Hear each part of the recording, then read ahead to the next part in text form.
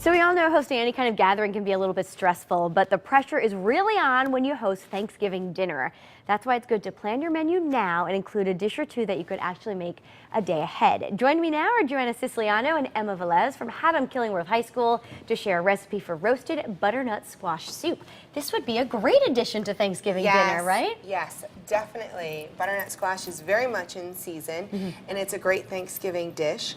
And you can make it ahead of time and just heat it, which is the best thing because it's so chaotic Thanksgiving morning. That's great. So you could freeze it if you needed to, and then just You could definitely freeze it and defrost it, and Very it's so yummy and easy and healthy, and that's what we're all about. I like the sound of that. Emma, you take Mrs. Siciliano's classes? Yes, I do. Right now I'm in Foods 2 International, which means each week we research a different country, and then we make a meal from that country. Like last week we did Greece, and my group did Greek penne and chicken and a Greek hummus as our appetizer. It was really good. Yeah, they did an excellent job. That sounds fantastic. And are you going to do the gingerbread houses again this year? Yes, that's coming up next month. We have our big contest, so when we come back in December, we'll bring our winners. I love that. All right, well, let's get cooking. Where do we start? Okay, so this is wonderful. It's all fresh, whole ingredients. So like I talked about last month with clean, this is also a clean recipe.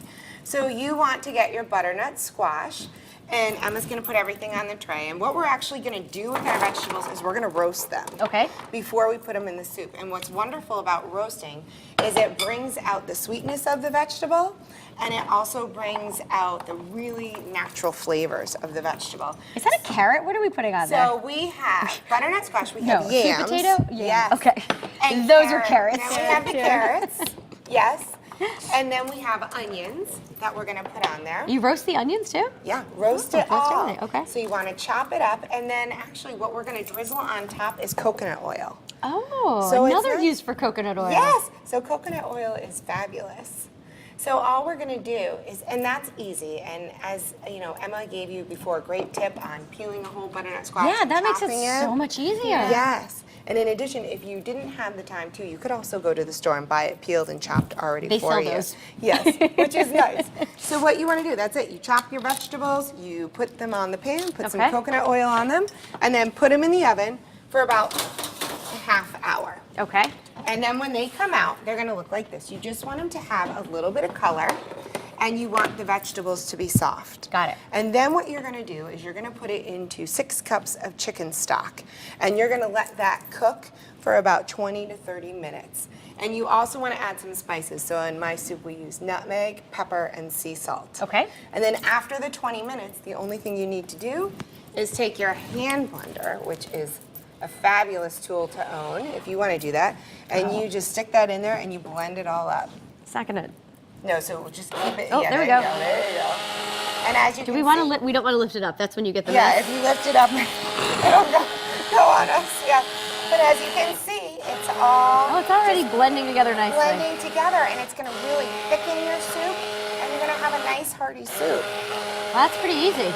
Yeah. And really, it's just the most time-consuming part is just chopping it and roasting it. Emma, do you eat your vegetables? Yes, I do. You do? I've had this before. It's really good. Yeah, it looks fantastic. What other unique items are on your Thanksgiving dinner, Thanksgiving table? Anything? Or Well, you stick to the traditional We stuff? usually stick to the tradition, and actually, I don't even host. We're either at my husband's family, Oh, it's easy then. or we'll go to my aunt and uncle's in the city, which is great. And actually, my aunt and uncle do a variety of squash. It's very cool, like 20 fun. different. Yeah, it's Wow. very cool, very cool. So then, when you're done with the soup, plate it up, and you can put a little bit of Greek yogurt on top. Ooh, that's a nice touch. As a little garnish. And and how an great are these added little flavor. crocks? It's perfect. Yes. And Pretty so easy.